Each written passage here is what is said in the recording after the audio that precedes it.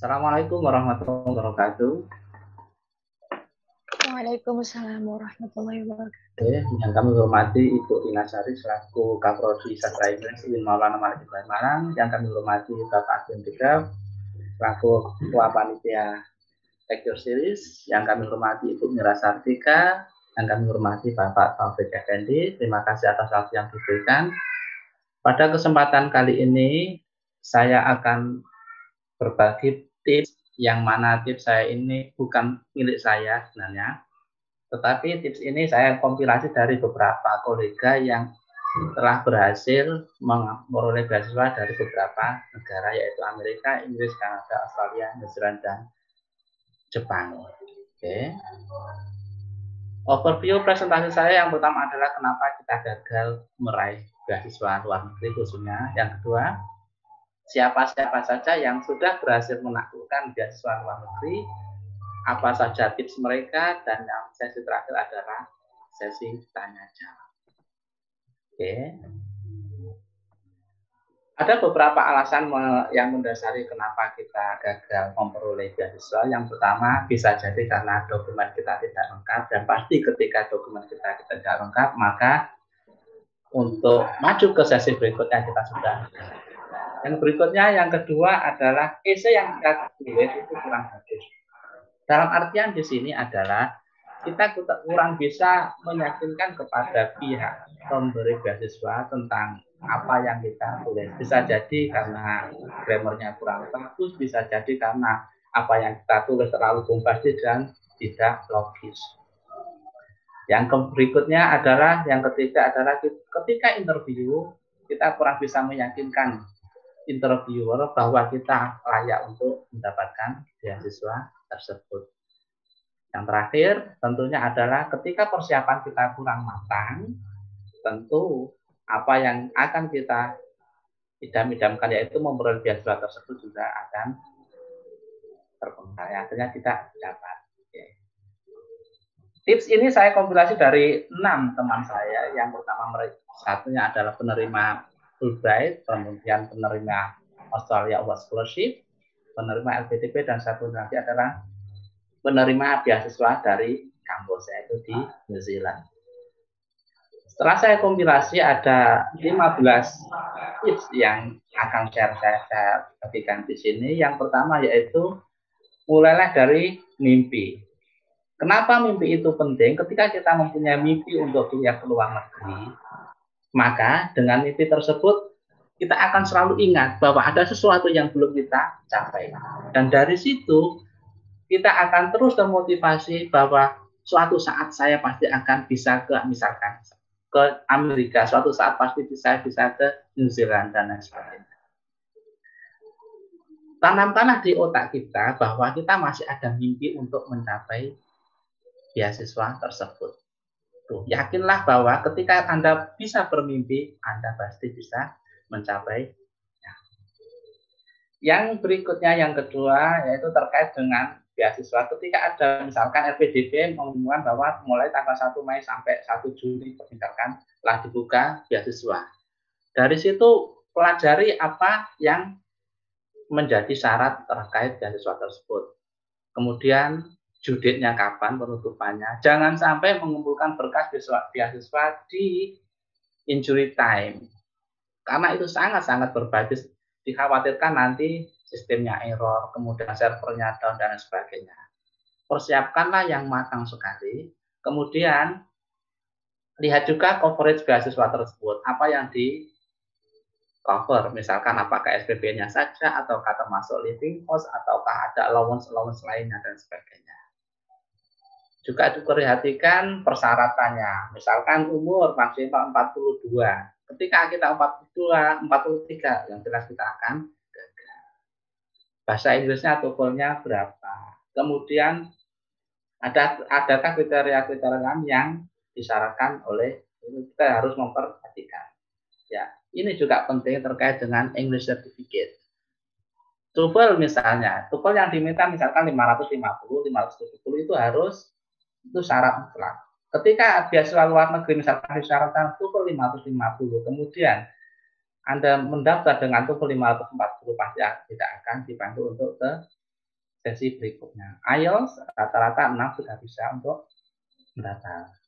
Yang terakhir juga yang ada namanya Duolingo. Ketika pandemi otomatis beberapa IELTS center itu tutup, maka ada solusi yaitu yang ditawarkan menggunakan sertifikat Duolingo. Dan ini lebih mudah daripada IELTS karena biasanya cuma 1 jam. Kemudian biayanya juga murah sekitar 750.000. Kemudian benefit daripada Duolingo ini juga sertifikatnya 2 hari sudah jadi. Sudah ada ratusan kampus yang menerima sertifikat Duolingo. Maka sekali lagi persiapkan TOEFL, IELTS atau Duolingo. Lihat dulu persyaratan bahasa Inggris yang mereka minta.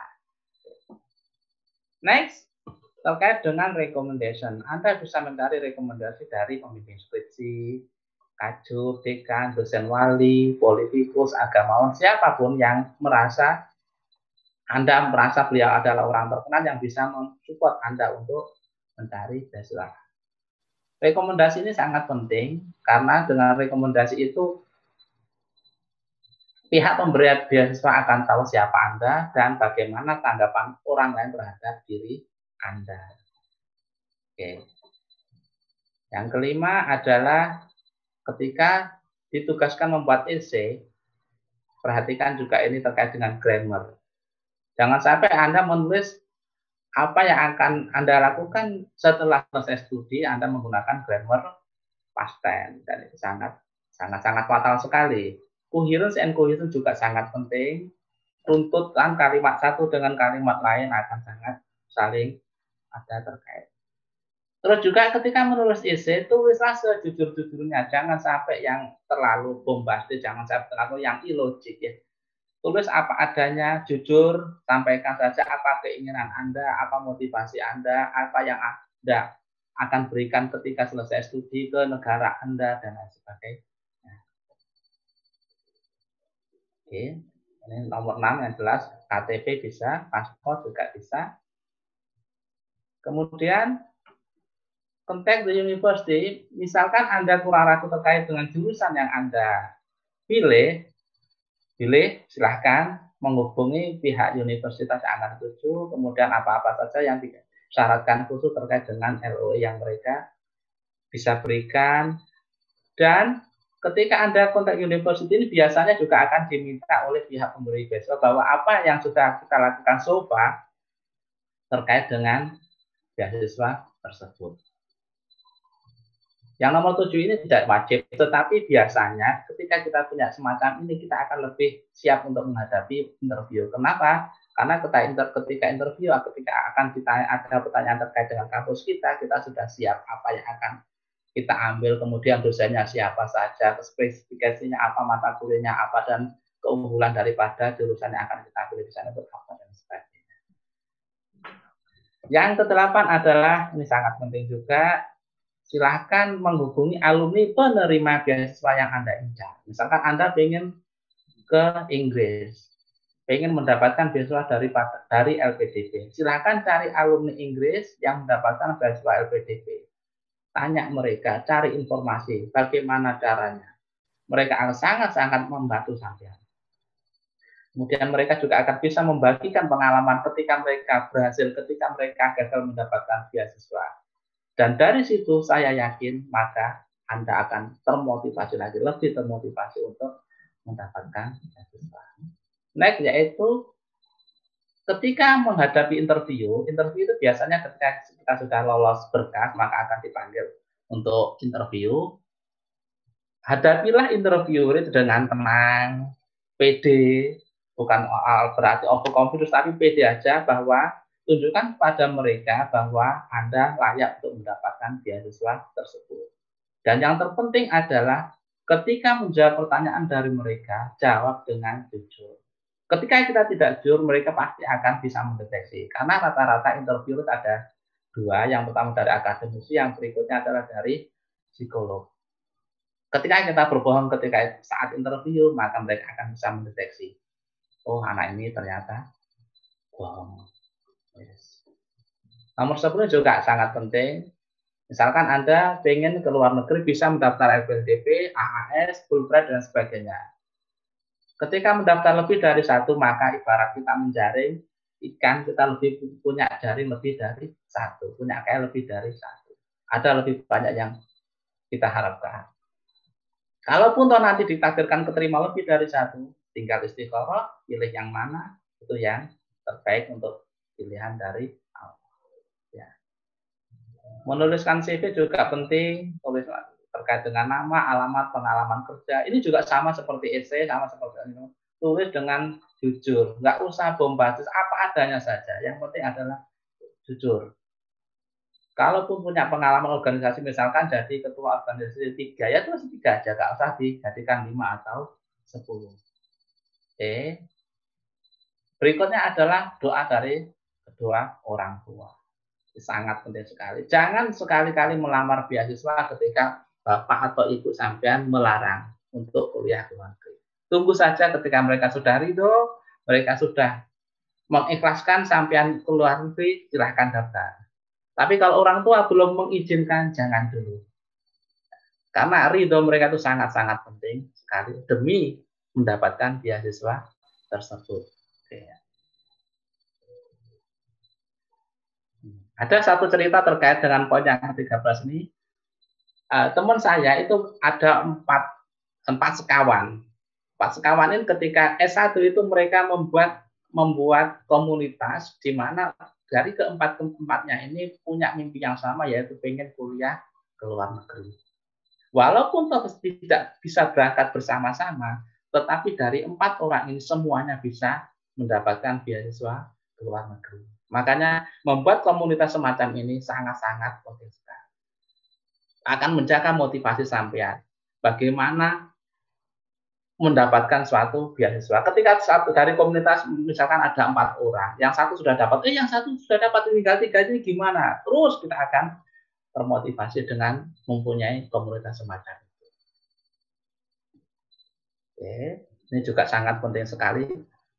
Ketika daftar beasiswa, kemudian satu kali gagal, Anda sudah menyerah, itu namanya Anda kurang kuat. Ya. Ada yang sampai 5 kali baru berhasil, 6 kali baru berhasil, itu tunjukkan ya. Jangan sampai melamar beasiswa ke luar negeri khususnya. Satu kali kemudian sudah gagal, besoknya lagi ada kesempatan yang ada sudah nggak mau lamar, jangan. Ya. Lamar terus sampai mendapatkan. Dan buktikan bahwa ketika Anda punya mimpi kuliah ke luar negeri, 4-5 tahun, bahkan 10 tahun berikutnya pasti akan tercapai. As far as you convinced with yourself. Ya.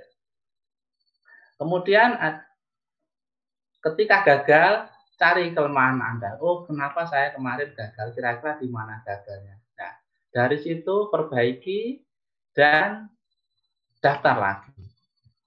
Yes, ini yang terakhir. Bagaimana cara kita merayu Allah. Setelah proses semuanya kita jalani, sudah daftar, tinggal menunggu kita rayu Allah dengan memperbanyak riyadhah batiniyah, dengan wiridan, dengan memperbanyak sholawat, dengan apapun yang sampai merasa bahwa itu bisa mendekatkan diri Anda kepada Allah. Yes. Kalau ada kemauan, pasti akan ada jalan. Siapa yang berusaha pasti akan mendapatkannya. Ini beberapa profil orang-orang yang saya mintai tipsnya.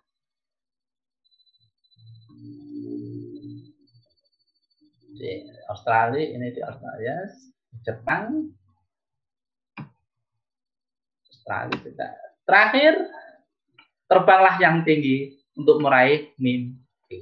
Yakinlah bahwa Anda bisa mendapatkannya. Jangan takut gagal, jangan takut nggak berhasil. Yakinlah ketika Anda mencoba pasti akan ada jalan untuk mencapainya. Terima kasih. Assalamualaikum warahmatullahi wabarakatuh.